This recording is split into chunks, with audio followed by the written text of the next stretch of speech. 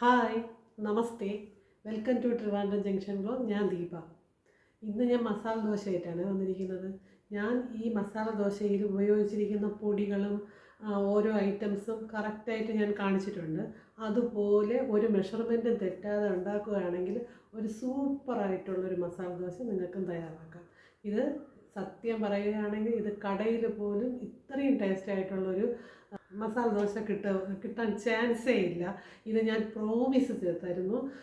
ഇത് ഭയങ്കര ടേസ്റ്റാണ്. അപ്പോൾ ഇതെല്ലാവരും ഒന്ന് ട്രൈ ചെയ്ത് നോക്കാം. ഒരു വീഡിയോയിലേക്ക് പോകാം. 4 പൊട്ടറ്റയെ പുഴുങ്ങി സ്മാഷ് ചെയ്ത് വെച്ചിട്ടുണ്ട്. ഇനി ഒരു കടായിൽ പ്യുവർ വെളിച്ചെണ്ണ ഒഴിച്ച് കടുക് വറുക്കാം. എന്നിട്ട് മുളക് ഇട്ടു. കരിവേപ്പില ഇല്ലാത്തതുകൊണ്ടാണ് കരിവേപ്പില ഇടാത്തത്. അത് കഴിഞ്ഞ് സവാളയും എടുത്തിട്ട് വഴട്ടി ഉപ്പൊക്കെ ചേർത്താണ് വഴട്ടിയത്. കുറച്ച് കളർ മാറി വന്നപ്പോൾ ഞാനിതിലേക്ക് കുറച്ച് ഇഞ്ചിയും വെളുത്തുള്ളിയും ചതച്ചത് എടുത്തിട്ടു. അത് കഴിഞ്ഞതിന് ശേഷം വീണ്ടും ഒരു കളർ ചേഞ്ച് വന്നതിന് ശേഷമാണ് പച്ചമുളക്, അതായത് 3 പച്ചമുളക് നെടുകെ കീറിയിട്ടാണ് ഇട്ടത് കേട്ടോ. അതും വഴട്ടി നന്നായിട്ട് മിക്സ് ചെയ്തെടുത്തു. ഇനി നമുക്ക് പൊട്ടറ്റയെ സ്മാഷ് ചെയ്ത പൊട്ടറ്റ ഉണ്ടല്ലോ, അതും കൂടെ ഇട്ട് നമുക്ക് നന്നായിട്ടൊന്ന് മിക്സ് ചെയ്യാം. അതിന് മുന്നേ ഞാൻ 3 പൊടികളാണ് ഇടാൻ പോകുന്നത്. മഞ്ഞൾപ്പൊടി, മസാലപ്പൊടി, അത് കഴിഞ്ഞ് കുരുമുളക് പൊടി. ഈ 3 പൊടി മാത്രമേ ഇതിലിടുന്നുള്ളൂ.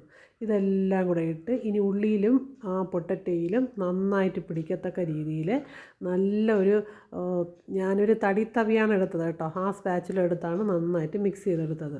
അതായത് പൊടി എല്ലായിടത്തും നന്നായിട്ട് പിടിക്കണമെന്ന് അർത്ഥം. ലാസ്റ്റ് നമുക്ക് കുറച്ച് മല്ലിയിലയും കൂടെ ഒന്ന് സ്പ്രെഡ് ചെയ്ത് കൊടുക്കാം. എന്നിട്ട് ഇളക്കാം. ഇത് ലാസ്റ്റ് ഞാൻ എടുത്ത് ഒരു പാത്രത്തിൽ കോരിയപ്പോൾ ഞാൻ കുറേ മല്ലിയിലയും പച്ചമുളകൊക്കെ എടുത്ത് മാറ്റിയിട്ടുണ്ട്. കാരണം ഈ ദോശ ചുടുമ്പോൾ അതിനകത്ത് ഫില്ല് ചെയ്യുമ്പോൾ ഇതൊരു ഡിസ്റ്റർബൻസ് ആകും. കുറേയൊക്കെ എടുത്ത് മാറ്റിയിട്ടുണ്ട്. ഇനി ദോശ ചുടാം. ദോശ ചുടുമ്പോൾ നല്ല വൃത്തിയെ പരത്തി എടുക്കണം. കുറച്ച് മാവ് പോലും പൊങ്ങി നിൽക്കാത്ത രീതിയിൽ. എന്നിട്ട് നമുക്ക് ഫില്ലിങ്സ് നിറയ്ക്കാം. ഒരു സൂപ്പർ മസാല ദോശയാണ്. അപ്പോൾ ഇതെല്ലാവരും ട്രൈ ചെയ്ത് നോക്കുക. ഇതുപോലുള്ള നല്ല നല്ല വീഡിയോകൾ കാണുവാൻ വേണ്ടിയിട്ട് എൻ്റെ ചാനൽ ഫോളോ ചെയ്യുക. അപ്പോൾ ബായ്.